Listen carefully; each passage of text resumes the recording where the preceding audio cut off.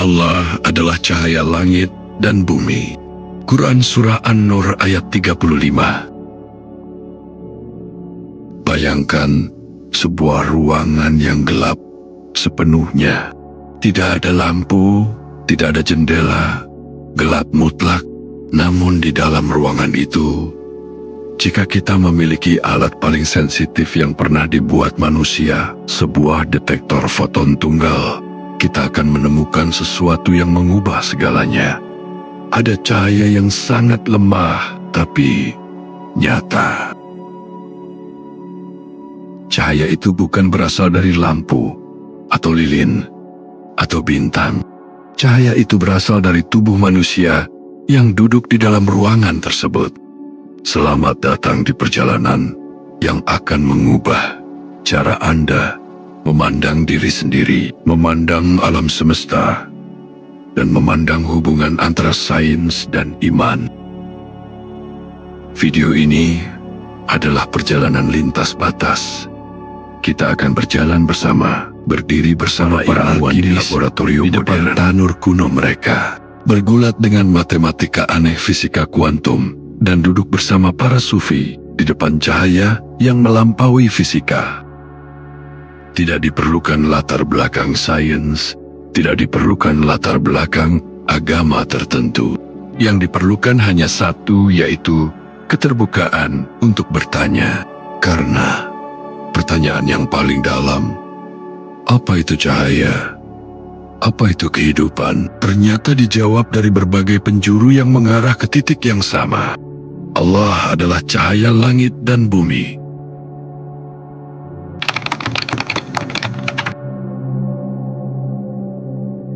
Ada sebuah pertanyaan yang sangat sederhana, namun jawabannya telah menyibukkan ribuan ilmuwan selama lebih dari 1 abad, yaitu apa yang membuat kita hidup. Tentu saja, ada jantung yang memompa darah, ada paru-paru yang menarik napas, ada otak yang berpikir. Tapi semua itu hanya deskripsi, bukan jawaban. Di level yang paling dalam, apa yang terjadi? Apa yang membedakan sel hidup dari sel yang baru saja mati? Mereka memiliki molekul yang sama, atom yang sama, namun satu hidup, satu tidak. Inilah pertanyaan yang dijawab oleh biofisika.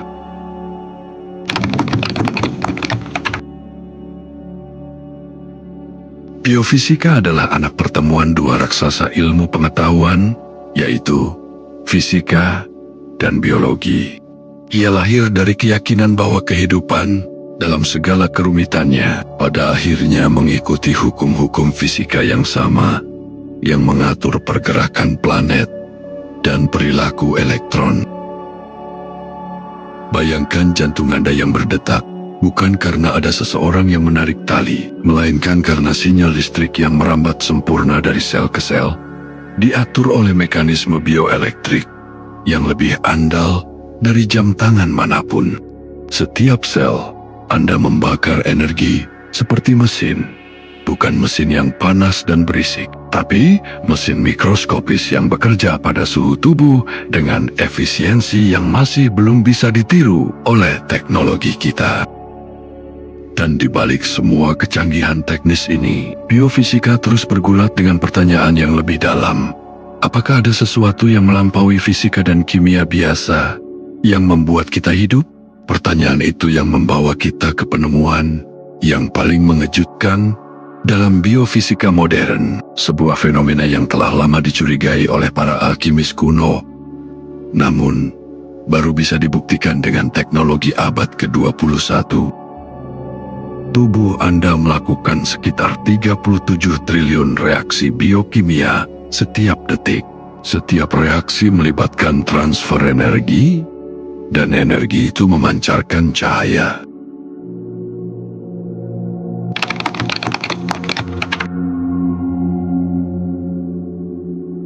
Tahun 1970-an, sebuah laboratorium di Jerman, seorang fisikawan bernama Fritz Albert Popp duduk dalam kegelapan total.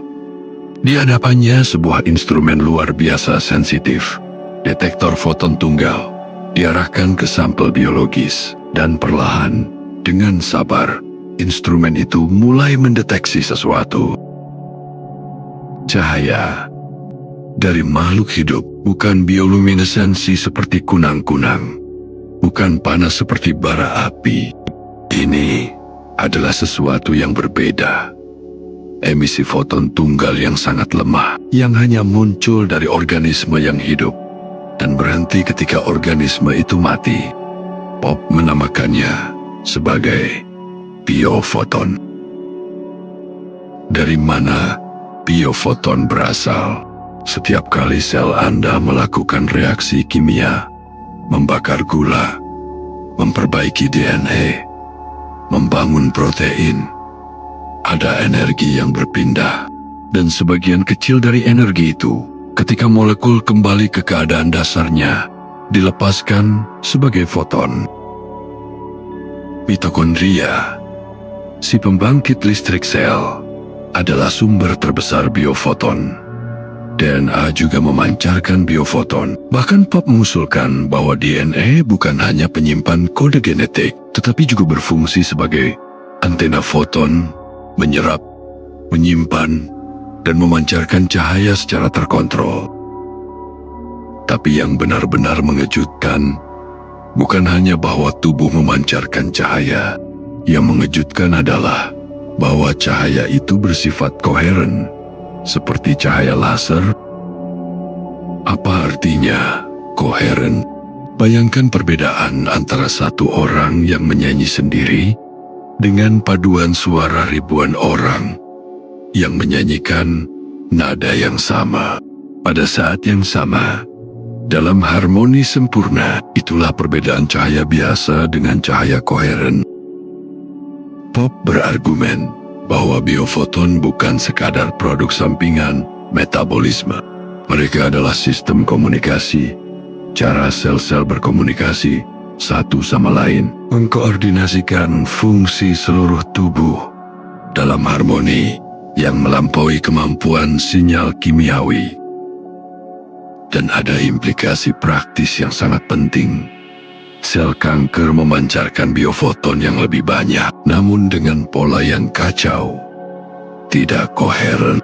Sel sehat memancarkan lebih sedikit, namun dengan keteraturan yang indah. Dengan kata lain, kesehatan bisa dilihat dari koherensi cahaya yang dipancarkan tubuh Anda.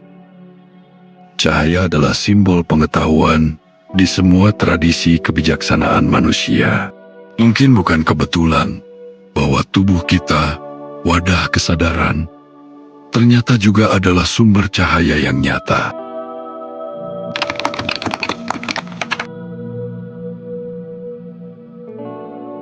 Ketika kita mendengar kata alkimia, yang terbayang adalah penyihir tua berambut putih yang mencoba mengubah timah menjadi emas, dongeng, tahayul abad pertengahan. Tetapi gambaran itu tidak adil, dan secara sejarah sangat tidak akurat. Robert Boyle, yang sering disebut bapak kimia modern, adalah seorang alkimis aktif. Isaac Newton menulis lebih banyak tentang alkimia daripada tentang fisika. Paracelsus, yang merevolusi kedokteran Eropa di abad ke-16, membangun seluruh pendekatannya di atas fondasi alkimia. Para alkimis bukan penipu. Mereka adalah peneliti serius yang menggunakan metode terbaik zamannya untuk menjawab pertanyaan fundamental. Apa yang membuat materi hidup? Apa sumber energi kehidupan? Paracelsus, alkimis brilian abad ke-16, memperkenalkan konsep yang ia sebut lumen naturae, cahaya alami yang tersembunyi di dalam semua makhluk hidup. Ia percaya bahwa tubuh manusia memancarkan cahaya tak kasat mata yang mencerminkan kondisi kesehatan dan kondisi jiwa seseorang. 5 abad kemudian, Fritz Albert Pop mengembangkan teori biofoton modernnya dan secara eksplisit merujuk pada lumen naturae Paracelsus sebagai inspirasinya. Garis keturunan intelektual ini nyata dan tidak putus, dari observasi alkimis abad ke-16 melalui laboratorium fisika abad ke-21, pertanyaan yang sama terus diajukan. Prinsip paling fundamental dalam alkimia adalah uraikan dan padukan kembali.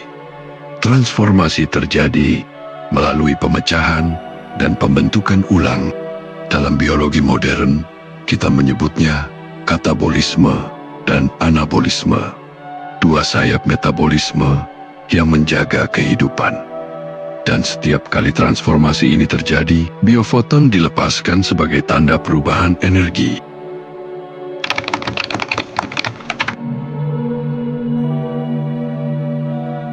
Sekarang kita masuk ke wilayah yang akan membuat kepala Anda sedikit pusing, tapi itu bagus. Karena kebingungan yang sehat adalah tanda bahwa kita mulai memahami sesuatu yang benar-benar baru. Fisika kuantum adalah cabang ilmu yang paling berhasil secara prediktif dalam sejarah sains. Teknologi yang Anda gunakan sekarang, smartphone, komputer, laser, MRI, semuanya bergantung pada fisika kuantum. Ia terbukti benar melalui ribuan eksperimen, dan sekaligus, ia adalah ilmu yang paling mengguncang pandangan dunia kita. Tembakan partikel satu persatu melalui dua celah kecil. Di baliknya, ada layar detektor. Apa yang Anda harapkan? Dua garis sejajar. Yang Anda dapatkan, pola interferensi. Seperti gelombang air yang saling bertemu. Setiap partikel seolah melewati kedua celah sekaligus sebagai gelombang. Tindakan mengamati sendiri mengubah hasil eksperimen. Richard Feynman, salah satu fisikawan terbesar abad ke-20, mengatakan bahwa seluruh misteri mekanika kuantum terkandung dalam eksperimen sederhana ini. Sebelum diamati, partikel berada dalam superposisi. Semua kemungkinan ada sekaligus. Bukan karena kita tidak tahu di mana partikel itu berada, tetapi karena partikel itu benar-benar belum memiliki posisi yang pasti. Realitas di tingkat yang paling fundamental belum ada sebelum ada yang mengamatinya. Dan kemudian ada keterikatan kuantum. Dua partikel yang pernah berinteraksi tetap terhubung selamanya. Tidak peduli seberapa jauh jarak mereka. Ketika satu diukur, yang lain langsung mengambil sifat komplementer, tanpa sinyal, tanpa batas kecepatan cahaya. Einstein menyebutnya aksi hantu dari jarak jauh dan menolaknya. Eksperimen membuktikan Einstein salah. Keterikatan kuantum nyata, dan ia menyiratkan bahwa semesta di tingkat yang paling dalam adalah satu kesatuan yang terhubung. Jika biofoton adalah foton kuantum yang koheren, dan jika kesadaran berperan dalam kolaps fungsi gelombang, maka setiap momen perhatian Anda secara harfiah mengubah pola cahaya dalam tubuh Anda.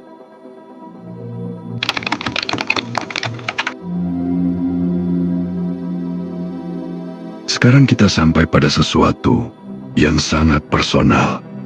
Sesuatu yang berkaitan langsung dengan kehidupan Anda hari ini. Jika biofoton dihasilkan oleh metabolisme sel dan metabolisme dipengaruhi oleh kondisi tubuh, maka pertanyaannya adalah, apakah kondisi emosional dan mental Anda mempengaruhi biofoton yang dipancarkan tubuh Anda? Jawabannya, ya, dan mekanismenya lebih langsung dari yang Anda bayangkan. Jalur pertama adalah sistem saraf.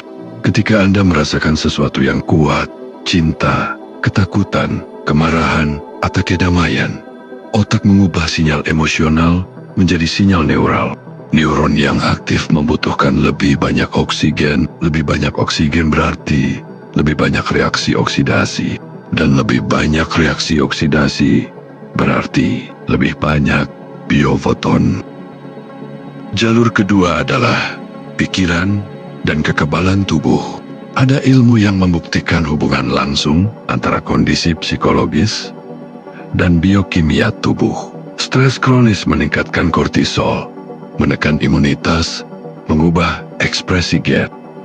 Meditasi dan emosi positif meningkatkan sistem kekebalan, menurunkan peradangan, bahkan mengubah gen melalui mekanisme epigenetik. Semua perubahan biokimia ini mempengaruhi metabolisme sel. Dan metabolisme sel adalah sumber biofoton. Artinya, kondisi emosional Anda secara harfiah mengubah cahaya yang dipancarkan tubuh Anda. Jalur ketiga, koherensi jantung.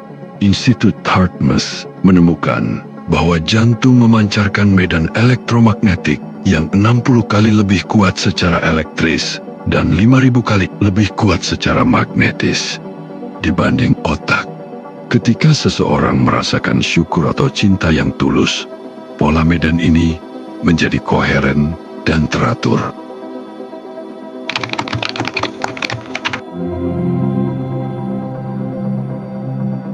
Kita kini memasuki dimensi yang paling dalam dari perjalanan ini.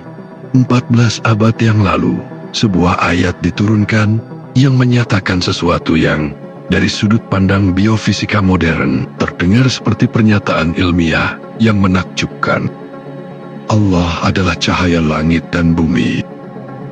Para ulama dan filosof Islam selama berabad-abad memahami ini, bukan sekadar metafora puitis, melainkan pernyataan ontologis, pernyataan tentang sifat dasar realitas. Ada ayat lain yang sangat menarik. Ketika ditanya tentang ruh, Allah menjawab, "Ruh itu termasuk urusan Tuhanku." Singkat, misterius, sengaja tidak dijelaskan secara rinci, namun ada korelasi yang menggugah. Organisme yang mati berhenti memancarkan biofoton yang koheren. Apakah ruh dan koherensi biofoton terhubung dengan cara yang belum kita pahami sepenuhnya? Ibnu Arabi, filosof Sufi agung, mengajarkan wahdat al-wujud, kesatuan wujud. Hanya ada satu realitas sejati, dan semua yang lain adalah manifestasi atau tajali dari realitas itu. Fisika kuantum modern mengajarkan bahwa semua partikel adalah eksitasi dari satu medan kuantum universal, satu realitas yang memanifestasikan dirinya sebagai banyak. Dalam tasawuf, tajali adalah Allah yang memanifestasikan dirinya melalui ciptaan. Realitas yang tak terbatas mengungkapkan dirinya dalam bentuk yang spesifik. Dalam fisika kuantum, ini adalah kolaps fungsi gelombang. Semua kemungkinan sekaligus menjadi satu kenyataan yang pasti. Kun fayakun. Jadilah, maka jadilah ia. Sebelum kun, semua kemungkinan ada dalam ilmu Allah yang tak terbatas. Seperti superposisi kuantum, ketika kun, satu realitas spesifik terwujud dari semua kemungkinan, seperti kolaps fungsi gelombang. Allah adalah pengamat absolut yang kehendaknya mengkolaps semua probabilitas menjadi realitas yang spesifik, dan manusia sebagai khalifah memiliki kemampuan terbatas untuk berpartisipasi dalam mekanisme ini melalui niat, doa, dan kesadaran yang terarah.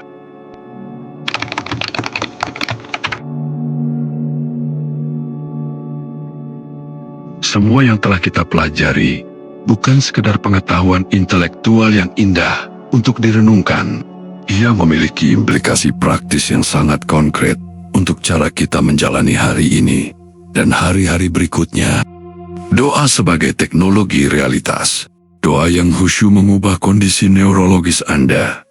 Gelombang otak bergeser dari beta, aktif dan analitis, ke alfa dan theta, yang meditatif dan reseptif. Dalam kondisi ini, koherensi biofoton optimal dan sistem Anda paling selaras dengan frekuensi yang lebih halus. Hadirnya hati bukan hanya syarat spiritual, ia adalah kondisi koherensi neural maksimal yang membuat sistem biofoton tubuh bekerja pada kapasitas terbaiknya. Salat adalah protokol koherensi 5 waktu. Salat 5 waktu adalah protokol penyelarasan yang sangat canggih, dirancang untuk mengembalikan koherensi sistem manusia 5 kali sehari, pada interval yang mencerminkan ritme kosmik. Takbiratul ihram adalah perintah kepada sistem saraf untuk beralih mode. Sujud yang menempatkan dahi di tanah mungkin adalah posisi di mana koherensi biofoton paling optimal. Bukan hanya posisi kerendahan di hadapan Allah, tetapi juga posisi penyelarasan biologis yang mendalam. Zikir memprogram ulang frekuensi. Setiap kalimat zikir memiliki karakteristik frekuensi yang berbeda. Subhanallah melepaskan ketegangan. Alhamdulillah menumbuhkan syukur. Kondisi yang terbukti memiliki efek biokimia paling menguntungkan. Allahu Akbar menenangkan amigdala, pusat ketakutan otak. La ilaha illallah adalah realignment kesadaran dengan kun fayakun. Membersihkan hati, emosi destruktif yang tersimpan dalam tubuh, dendam, iri hati, ketakutan kronis, secara harfiah mengacaukan koherensi biofoton. Proses penyucian hati dalam Islam, taubat, memaafkan, husnuzan, bukan hanya ritual spiritual. Mereka adalah proses pelepasan yang membebaskan sistem cahaya tubuh dari pola interferensi destruktif. Hati yang bersih adalah koherensi biofoton optimal. Niat yang kuat, doa yang menembus realitas, yang berubah hati yang semakin bersih.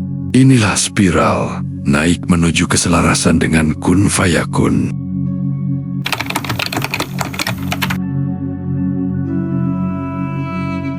Kita telah menempuh perjalanan yang panjang dan saatnya kita bertanya, apa yang telah kita temukan? Meskipun menggunakan bahasa, metode, dan konteks yang sangat berbeda. Alkimia, biofisika, fisika kuantum, dan tradisi Islam semuanya bergulat dengan 3 pertanyaan yang sama, yaitu 1. Apa yang membuat materi hidup? Alkimia menjawab, Arkeas dan Lumen Naturi. Biofisika menjawab, koherensi biofoton.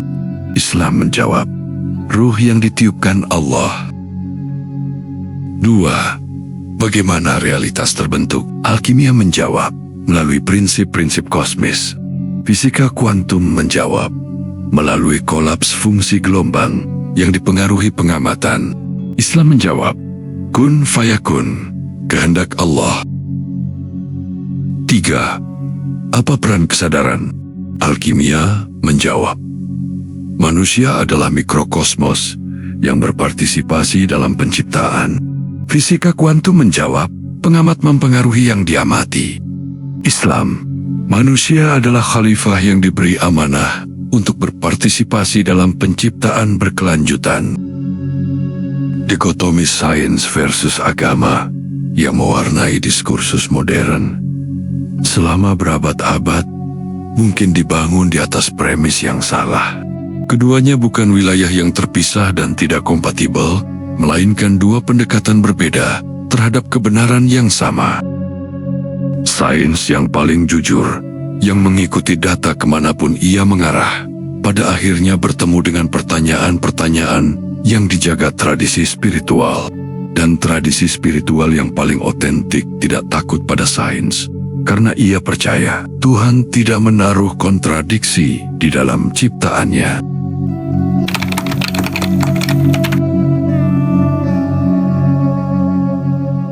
Jika Anda telah menyaksikan video ini sampai di sini, Anda telah menempuh perjalanan yang tidak biasa. Anda telah duduk bersama para alkimis di depan tanur mereka, berdiri dalam kegelapan laboratorium pop, menunggu foton-foton kecil dari tubuh manusia. berdebat dengan Einstein tentang hantu dari jarak jauh, dan berlutut bersama para sufi di hadapan misteri cahaya yang melampaui fisika. Apa yang Anda bawa dari perjalanan ini mungkin sebuah kesadaran bahwa tubuh Anda bukan sekadar mesin biologis. Ia adalah instrumen cahaya yang memancarkan informasi ke alam semesta setiap detiknya. Mungkin sebuah pemahaman bahwa perasaan Anda bukan hanya fenomena subjektif. Ia mengubah cahaya yang Anda pancarkan dan mempengaruhi realitas di sekeliling Anda. Dalam bahasa biofisika, kita membutuhkan sumber biofoton yang koheren. Dalam bahasa Islam, kita membutuhkan manusia-manusia yang dekat dengan Al-Nur. Ternyata, keduanya adalah hal yang sama. Jadilah cahaya, bukan karena itu terdengar indah, melainkan karena secara harfiah, cahaya itulah Anda yang sebenarnya. Semesta adalah ayat yang sedang dibaca. Tubuh kita adalah laboratorium yang sedang meneliti dirinya sendiri. Dan di kedalaman keduanya tersimpan jawaban dari satu yang telah berkata, Kun Fayakun.